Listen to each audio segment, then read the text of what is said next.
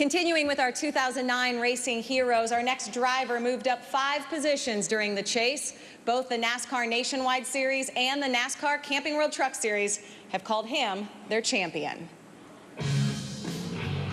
NASCAR Sprint Cup Series, 7th place, Greg Biffle.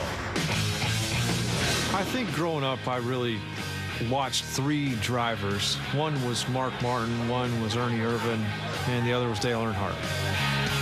I don't consider myself quite a hero as some of those guys, but little kids do consider you that. The fans are what makes our sport.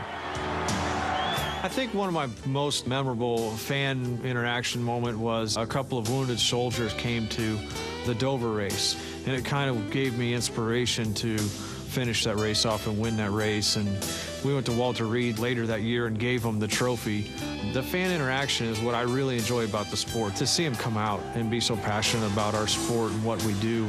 People love cars. People either drive cars to and from work. Everybody can relate to a car and what we do every weekend.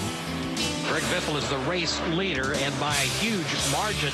They do not want Greg Biffle to be in the lead in the final 10 or 15 or 20 laps, because once he gets out there in that clean air, man, he can drive away from the field. Nice when your car drives decent, you know, makes it a little more fun.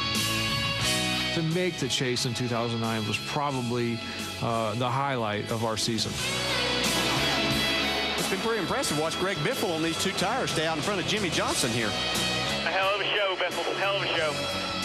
Please welcome driver of the number 16 3M Ford from Vancouver, Washington, Greg Biffle.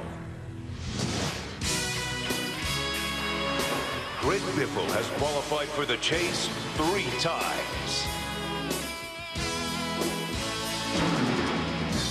I don't know what to, good evening, I don't know what to say. I like the retirement.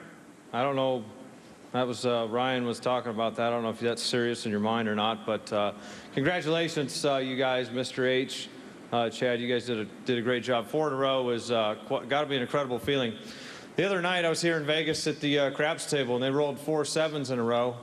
That was pretty exciting. Other than I didn't make a bunch of money, I didn't get a big trophy, and I didn't make history, so I kind of know what you're feeling. Yesterday, my pit crew, the 3M Pit Bulls, were recognized at the Myers Brothers Luncheon with the Tissot Precision Pit Crew Award, and they absolutely deserved it. They were fast and consistent all season long on pit road, and that is invaluable at this level of competition where every 1/10 of a second counts. Greg Irwin has put together a knowledgeable and hardworking group of guys who are willing to do whatever it takes each week to make our cars better. Jack Roush, what can you say? He's always been a hands-on guy, and he's the driving force in achieving progress at Roush Fenway Racing. Well, this hasn't been the best season, most successful season for us. We've put together a great team and continue to make our cars better each week. I'm looking forward to working with Matt, Carl, and David next season, and I'm sorry to lose Jamie McMurray as a teammate. Although he did win a race this season, and I didn't, so good luck to Jamie next year. 3M is actually becoming more like a good group of old friends than a sponsor, sharing the same passion for racing and success that we do at the 16 team in Roush Fenway. We're incredibly lucky to have 3M on the car every week, as well as a bunch of other great partners like Coca-Cola, Valvoline, and the American Red Cross, each week on our Ford Fusion. Which reminds me, I'm very grateful to be driving for such a well-respected manufacturer like Ford, who builds great cars and trucks. By the way, if you're not driving one, I think you should be. Our sport would not function without the support of Sprint, Goodyear, Sunoco, and all the hardworking NASCAR officials. They're the first one to the track every weekend and the last ones to leave. The only people that might be there as much as they are the track promoters. They still manage to fill the stands each week and consistently improve their facilities for the fans and the competitors. Speaking of fans, we have the greatest fans ever, and we wouldn't be here tonight without them. They are loyal, hardworking group of people, and they deserve our gratitude. We've even added a few new fans in New England over the past few years, thanks to our association with John Henry and Fenway Sports Group. And now I have a baseball team to root for. Thank you, John.